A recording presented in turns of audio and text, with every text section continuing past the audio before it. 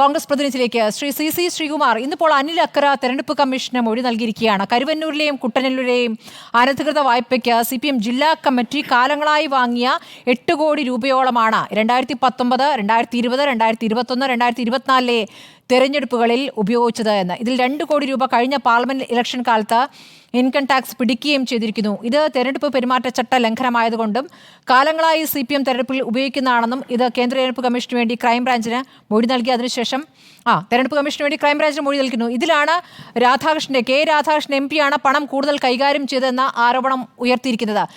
ഇതിലൊക്കെ കൃത്യമായ തെളിവുകളോടുകൂടി തന്നെയാണോ അനിൽ അക്കര നീങ്ങിയിരിക്കുന്നത്? സ്മൃതി പറഞ്ഞ വിഷയത്തിലേക്ക് വരാം. സ്മൃതി തുടക്കത്തിൽ പറഞ്ഞുവല്ലോ, ഇത് ഡൽഹിയിലെ കെജ്രിവാളിന്റെ ആം ആദ്മി പാർട്ടിയെ പ്രതിയാക്കിയതുപോലെ ഇവിടെ കേരളത്തിൽ നടാടെ, അതാണ് സ്മൃതി ഉപയോഗിച്ച വാക്ക്, കേരളത്തിൽ നടാടെ ഒരു രാഷ്ട്രീയ പാർട്ടിയെ ഇ ഡി പ്രതിയാക്കുന്നു. ഈ കേസുകൾ രണ്ടിനും വ്യത്യാസം എന്താണെന്ന് സ്മൃതിക്ക് അറിയോ?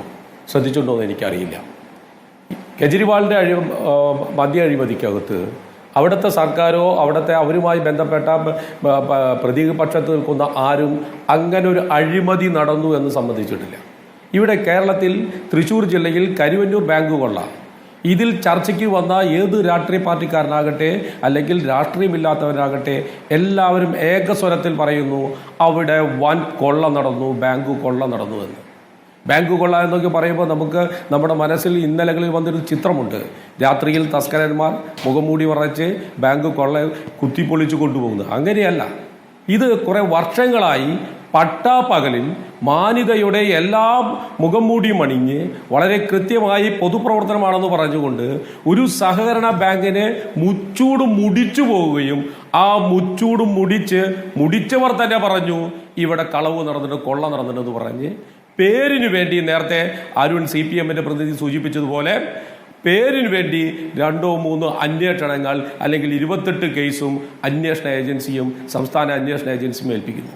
സംസ്ഥാന അന്വേഷണ ഏജൻസി, അദ്ദേഹത്തിന്റെ വാക്കുകൾ ഇപ്രകാരമാണ്: ക്രൈംബ്രാഞ്ച് അന്വേഷണത്തിന്റെ അപ്പുറത്തേക്ക് ഒരു ചുവട് പോലും പിന്നീട് പോയിട്ടില്ലെന്നാണ്.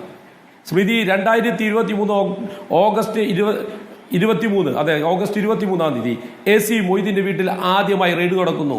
ക്രൈംബ്രാഞ്ചിന്റെ റെയ്ഡായിരുന്നു അത്. ED ആണ് കൊടുത്ത് റെയ്ഡ് നടത്തുന്നത്. ആ റെയ്ഡ് നടത്തി, വളരെ കൃത്യമായി റെയ്ഡ് നടത്തി 40 ലക്ഷം രൂപ താൽക്കാലികമായി കണ്ടുകെട്ടി എഡ്യൂക്കേറ്റ് അതോറിറ്റിയുടെ അനുവാദത്തോടെ അത് സ്ഥിരമായി കണ്ടുകെട്ടിയിട്ടും ആ കണ്ടുകെട്ടിയ അക്കൗണ്ട് ഉടമയെയോ ആ പണത്തിന്റെ ഉടമയെയോ അറസ്റ്റ് ചെയ്യാൻ ഈ നിമിഷം വരെ ED തയ്യാറായിട്ടില്ല. അവിടെയാണ് സ്മൃതി ഇതുവരെ നമ്മൾ ചർച്ച ചെയ്തതിലെ വ്യത്യസ്തമായ ഒരു രൂപം ഈ കേസിൽ വരുന്നത്. അതായത് ഇത് ഇരവാദം പറഞ്ഞ് CPMന് മാറാൻ സാധിക്കില്ല. അല്ലെങ്കിൽ ED നടത്തുന്ന വേട്ടയാടലല്ല, ഇത് CPMും BJPയും കൂടി നടത്തുന്ന ഒരു ഡീലും, അല്ലെങ്കിൽ മറ്റൊരു തലത്തിൽ ഇന്നലെ വന്ന റിപ്പോർട്ട് അനുസരിച്ച് പറയുകയാണെങ്കിൽ BJP CPMനെ ബ്ലാക്ക് മെയിൽ ചെയ്തുകൊണ്ടിരിക്കുകയാണ്. ഒരു രാഷ്ട്രീയ പാർട്ടിയെ പ്രതിയാക്കുന്നു. നമുക്കറിയാമല്ലോ, ഒരു സ്ഥാപനത്തെ പ്രതിയാക്കി കഴിഞ്ഞാൽ ആ സ്ഥാപനത്തിൽ വന്ന് അംഗത്വമുള്ള അല്ലെങ്കിൽ ആ സ്ഥാപനത്തിൽ പ്രവർത്തിക്കുന്ന മുഴുവൻ ആളുകളും ആ സംഭവത്തിൽ പങ്കാളികളാകില്ല.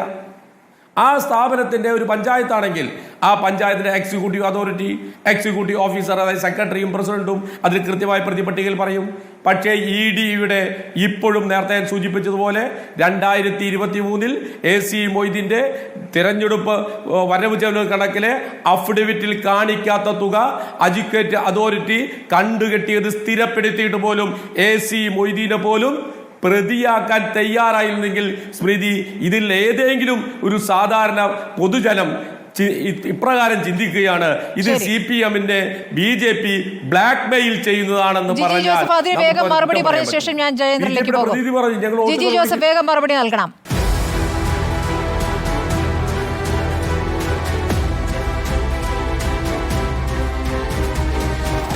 ഡിബേറ്റ് വിത്ത് സ്മൃതി പരുത്തിക്കാട്.